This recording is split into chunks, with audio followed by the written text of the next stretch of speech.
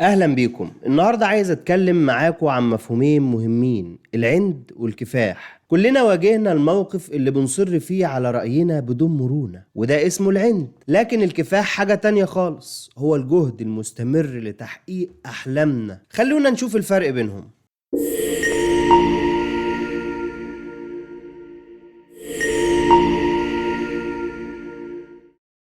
السلام عليكم ورحمة الله وبركاته. موضوعنا النهاردة عن العند والكفاح. ممكن الاتنين في البداية يظهروا بشكل كده مشابه يعني، لكن الفرق بينهم كبير جدا وتأثيرهم على حياتنا مختلف تماما. خلينا نبدأ بالعند. العند هو الإصرار على موقف أو رأي حتى لو كان غلط أو مش منطقي. تلاقي الواحد عارف تماما إن الطريق اللي هو ماشي فيه ده نهايته واضحة وهو عارفها كلها خسارة، يقول لك خلاص هي قفلت أصلا، هي كده قفلت. ده اسمه عند. ساعات كتير بنتمسك بالعند لأننا خايفين نبان عندنا ضعف أو نعترف بخطأ، لكن الحقيقة العند أساس لكل مشاكل كبيرة زي خسارة علاقات أو تأخير تحقيق أهداف. لأن العند ببساطة بيعطلنا إننا نتطور ونتعلم ونخلي بالنا وإحنا بنتعامل مع الناس كده، مع الناس اللي بنحبها، إن العند فيه منه مشاعري خاص بالمشاعر وفيه منه فكري خاص بالأفكار. فوإحنا في الرحلة دي ناخد بالنا، وإحنا في مشروع أو فكرة أو علاقة أي شيء يعني، لازم أفرق أنا في موقف عند دلوقتي ولا في موقف كفاح. في أشخاص هيوصفوك بإنك مكافح وإنت أصلا شخص عنيد،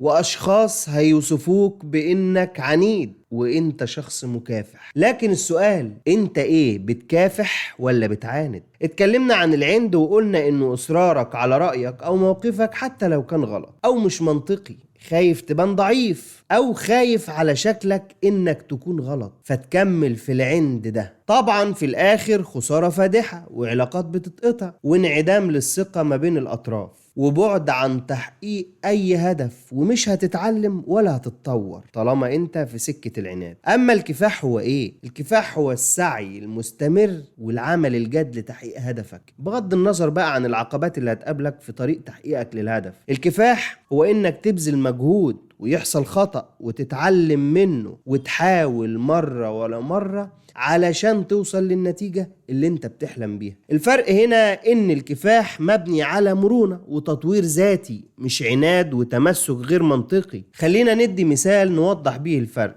لو شخص شغال على مشروع وتعرض لمشكلة أو عقبة كبيرة، لو تمسك بفكرة على الرغم من إن الفكرة دي مش ناجحة، الفكرة أثبتت فشلها قبل كده، ولكن هو متمسك برأيه، ده اسمه عند. لكن لو قرر إنه يجرب طريقة تانية جديدة ويتعلم حاجة مختلفة، هيكون في موقف كفاح. السؤال هنا ازاي نفرق بين العند والكفاح في حياتنا؟ والإجابة بسيطة. العند بيخلينا واقفين مكاننا، ما بنتحركش ولا بنتقدم، بل بالعكس بنرجع خطوات لورا. أما الكفاح بيخلينا ماشيين لقدام. لما تحس إنك متمسك بحاجة، اسأل نفسك، هل ده علشان خايف أتغير، ولا علشان خايف إني أعترف بخطئي، ولا علشان فعلا أنا شايف إن ده الحل الأفضل؟ في النهاية النجاح الحقيقي بيجي لما نختار الكفاح بدل العند، لما نتعلم من أخطائنا ونتقدم لقدام بدل ما نفضل في مكاننا. فاختار دايما المرونة والكفاح لأن هما مفتاح التقدم والنجاح. شكرا لكم على المشاهدة. لو عجبتك الحلقة ما تنسوش تعملوا لايك